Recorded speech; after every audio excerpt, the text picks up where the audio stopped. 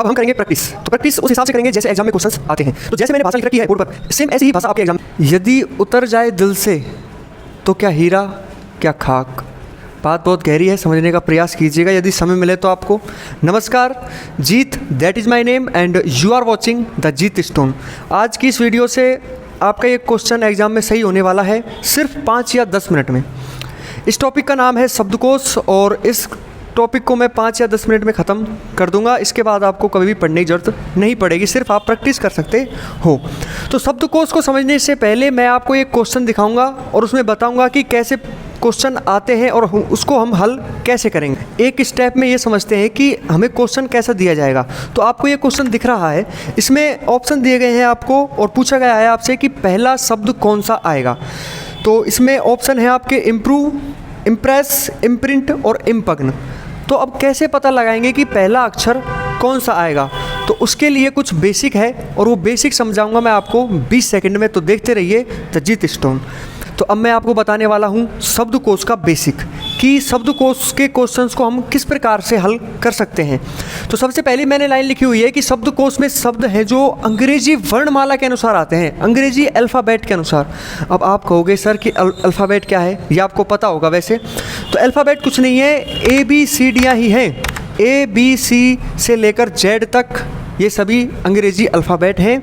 इनके अनुसार ये जो शब्दकोश है वो हल किया जाएगा। अभी और सीखेंगे आगे how to solve these questions, कि जो क्वेश्चंस आएंगे अल्फ़ाबेट से, इससे किससे, शब्दकोश से, उनको हम कैसे हल करेंगे। तो उसमें पहला पॉइंट क्या है कि पहले अक्षर को देखकर जो भी हमको शब्द दिए जाएंगे उसमें हम पहले अक्षर को देखेंगे और उसके अनुसार पता लगाएंगे कि ABCD में इनमें से कौन सा पहले आता है। जैसे कि मैंने कुछ एग्जाम्पल लिए हुए हैं, बॉय, क्रो, गॉड और डंकी।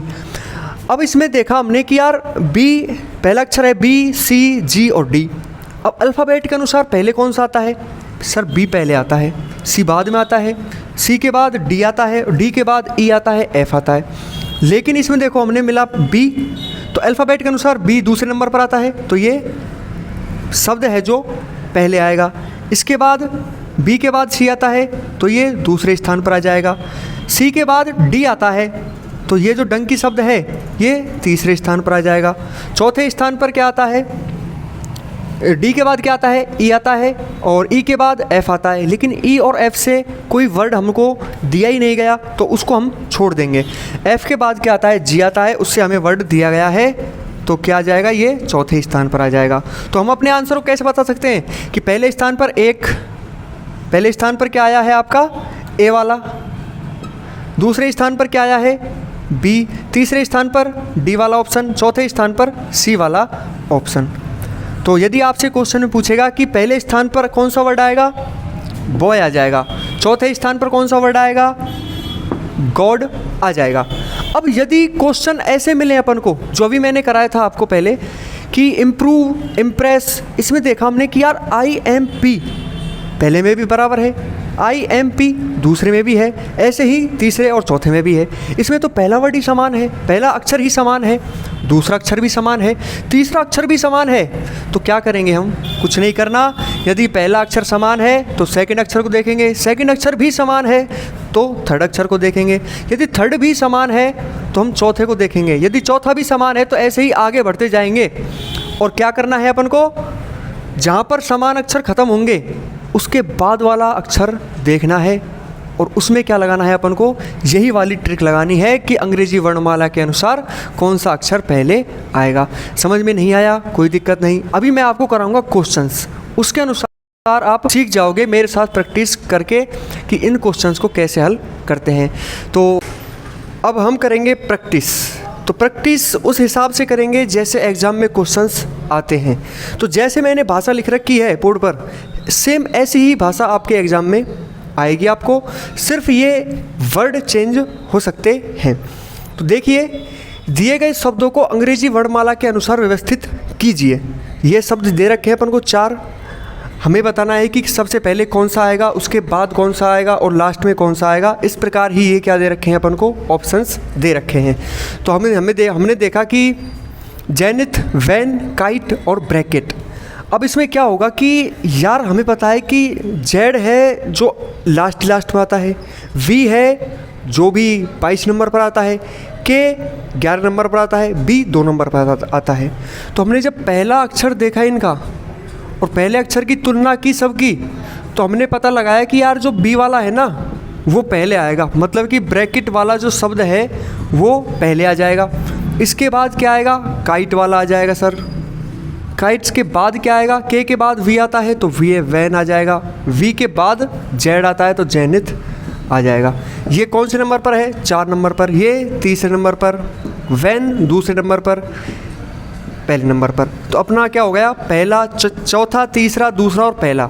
तो जिस ऑप्शन में ये मिलेंगे अपन को वो ऑप्शन सही है अपना। 4 3 2 1 ये सही है, 4 3 2 1 2 ये गलत है। दूसरी ट्रिक क्या है इसकी कि केवल हमने देखा कि यार 4 4 2 1 4। अब नेक्स्ट क्वेश्चन पर आते हैं। आपको ये क्वेश्चन दिख रहा होगा, इसमें पूछा गया है कि फर्स्ट पहले स्थान पर कौन सा शब्द आएगा। तो इम्प्रूव है, इम्प्रेस है, इम्प्रिंट है, इम्पग्न है। इम्प्रूव है, इम्प्रेस है, इम्प्रिंट है, इम्पग्न है। अब इसमें देखा कि यार पहले अक्षर को देखा तो सब में आई है, सब में क्या है, आई है, ठीक है। दूसरे अक्षर को देखा उस सब में एम है, एम है। तीसरे अक्षर को देखा पी है सब में, यार ये तो दिक्कत हो गई भाई।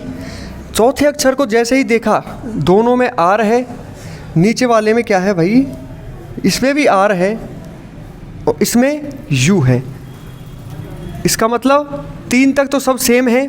जब हमने चौथे अक्षर की तुलना की तो आर आता है 18 पर, यू आता है 21 पर, तो ये पहले स्थान पर नहीं आ सकता। इसका मतलब इन तीनों में से कोई पहले स्थान पर आएगा।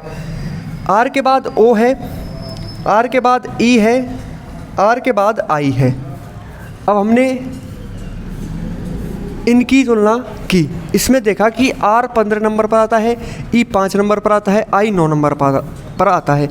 इसका मतलब क्या हो गया कि जो इम्प्रेस वाला है, जो दूसरा वाला है वो पहले स्थान पर आएगा।